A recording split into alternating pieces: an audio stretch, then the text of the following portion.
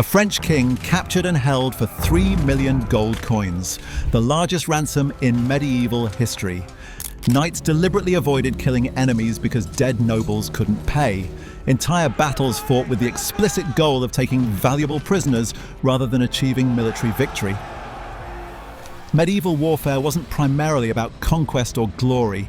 It was an organized kidnapping economy where capturing enemy knights was more profitable than killing them. Hollywood shows you honor-bound warriors fighting to the death. Real medieval knights were participating in a sophisticated ransom system that turned warfare into business opportunity.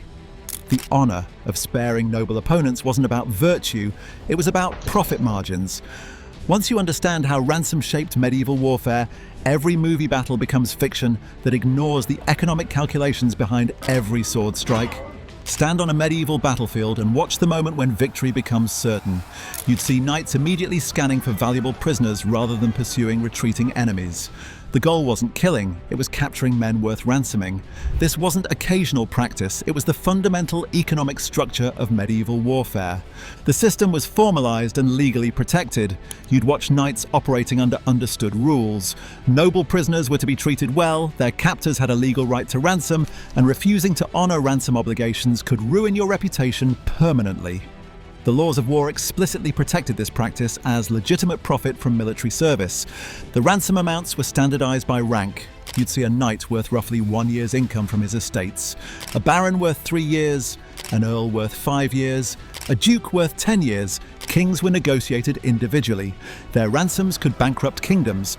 The pricing was so established that ransom brokers existed as a specialized profession, negotiating deals between captors and families. Young knights went to war specifically to make their fortunes through ransom. You'd watch younger sons with no inheritance rights seeing warfare as economic opportunity. Capturing a single wealthy knight could set you up for life. Some knights made entire careers from ransom profits without ever achieving battlefield fame. The tactical implications were profound. You'd see battles where killing was actually discouraged among nobility.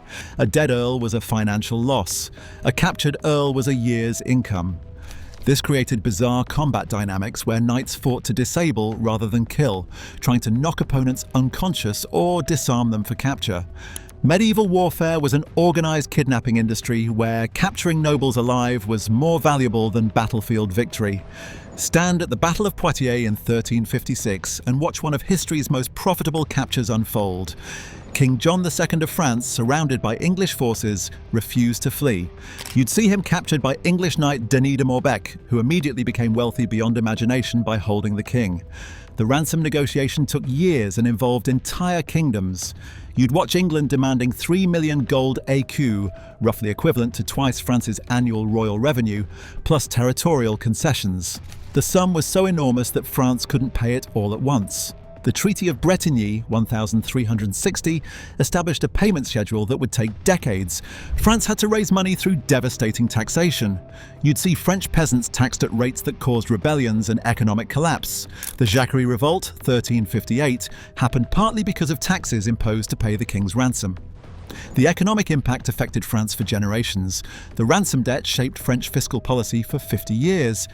John was held in London for 4 years as an honoured guest and hostage. You'd watch him living in luxury at Savoy Palace, allowed to hunt and hold court, but unable to leave.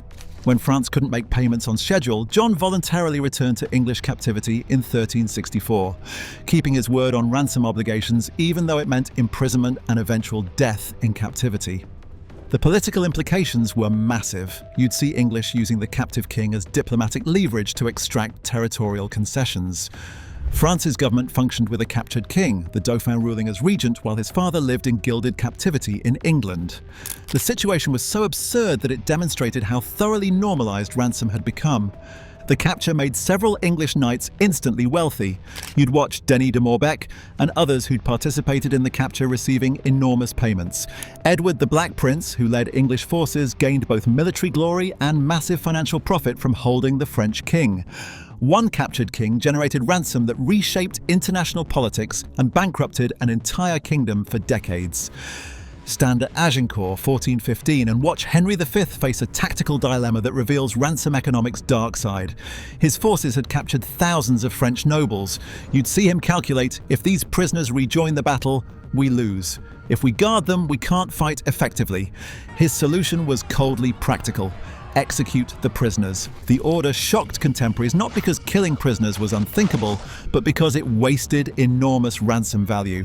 You'd watch English knights hesitating. They'd captured these nobles specifically for ransom and now were ordered to kill them.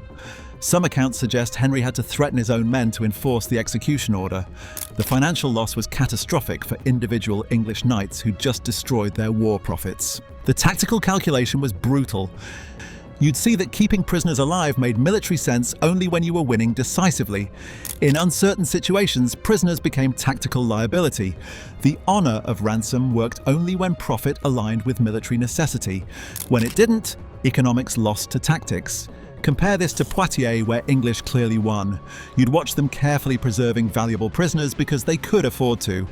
The difference between mass execution at Agincourt and careful preservation at Poitiers was military situation, not moral principle.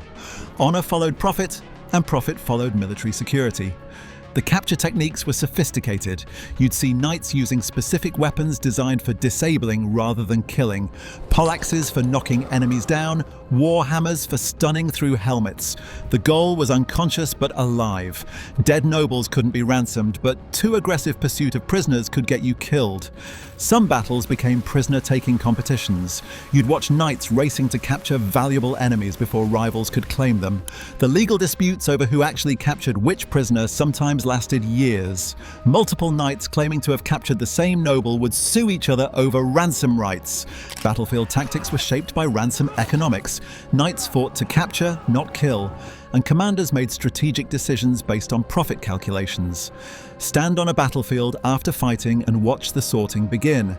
You'd see captured nobles being carefully preserved and protected. Common soldiers in the same situation were being executed en masse. The ransom system was explicitly class-based. Your life's value was determined by your ability to pay. The contrast was stark and institutionalized. You'd watch a knight who'd killed dozens receive honorable captivity and eventual ransom.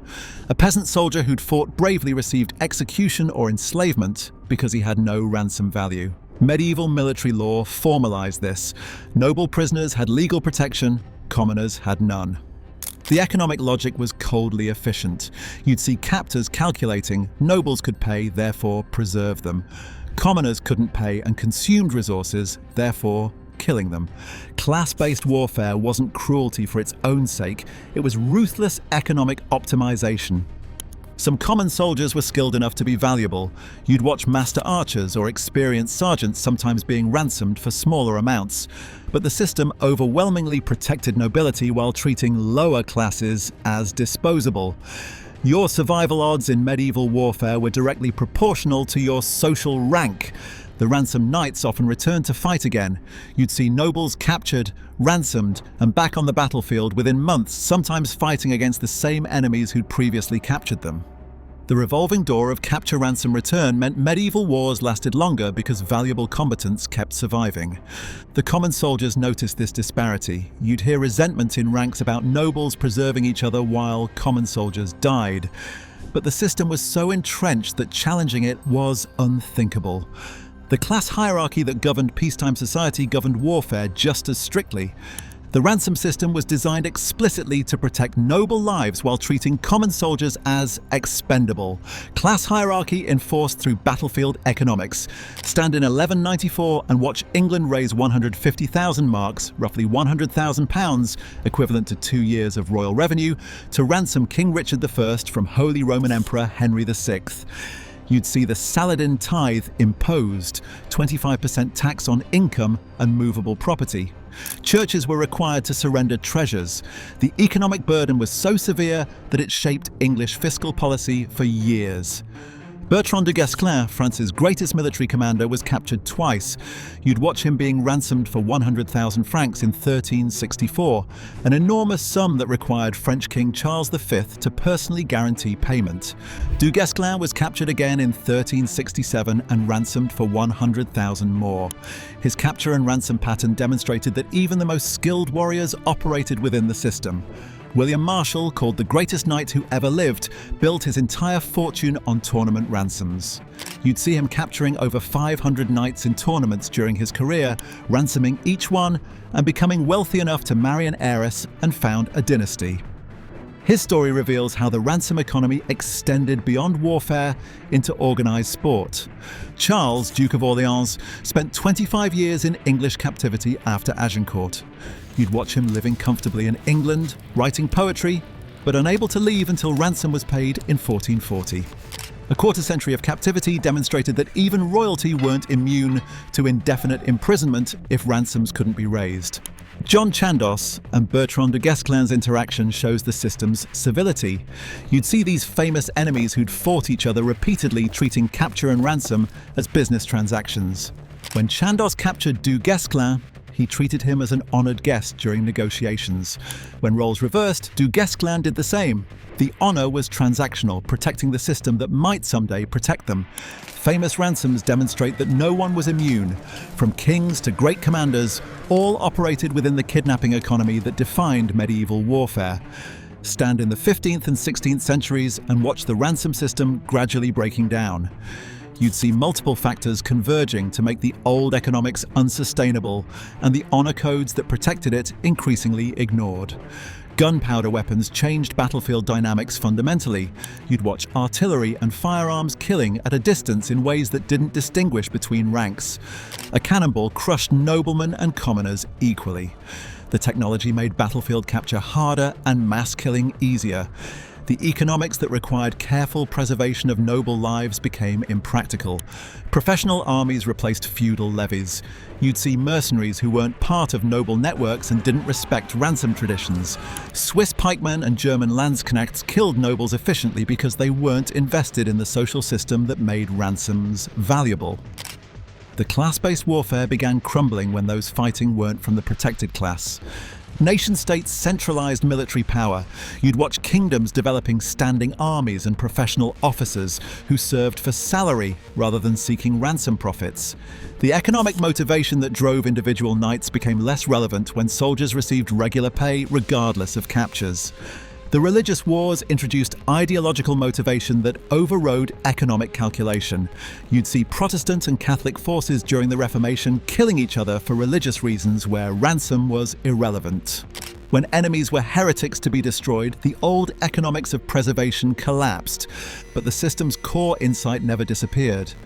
You'd watch modern prisoner of war conventions and Geneva conventions emerging partly from medieval ransom traditions.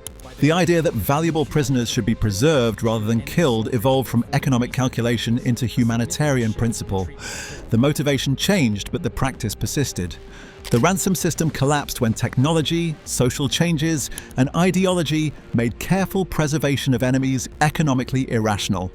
But its legacy shaped modern warfare's treatment of prisoners. Movies show knights fighting to the death for honor and glory. Real knights fought to capture valuable enemies for profit. The economics drove tactics, shaped battles, and motivated individual combat decisions. Honor was real, but it served economic interests. Hollywood never shows the cold calculations. Knights evaluating the enemy's wealth while fighting, deliberately using disabling strikes, protecting valuable prisoners while executing commoners. Real medieval warfare was a conscious kidnapping operation with military trappings. Films make medieval warfare about territorial conquest. Reality was that many battles were fought primarily to capture valuable prisoners for ransom. The territory was secondary to the profit potential. Knights went to war to get rich, not to serve abstract political goals. The class-based system Hollywood sanitizes was explicit and brutal. Noble lives were protected by elaborate honor codes backed by economic interest. Common lives were expendable because they had no ransom value. The system wasn't accidental inequality, it was designed for exploitation. Modern people romanticize medieval honor without understanding it was transactional. The codes that protected prisoners weren't moral, they were insurance. Knights preserved enemies because they might someday need the same courtesy. The honor served profit.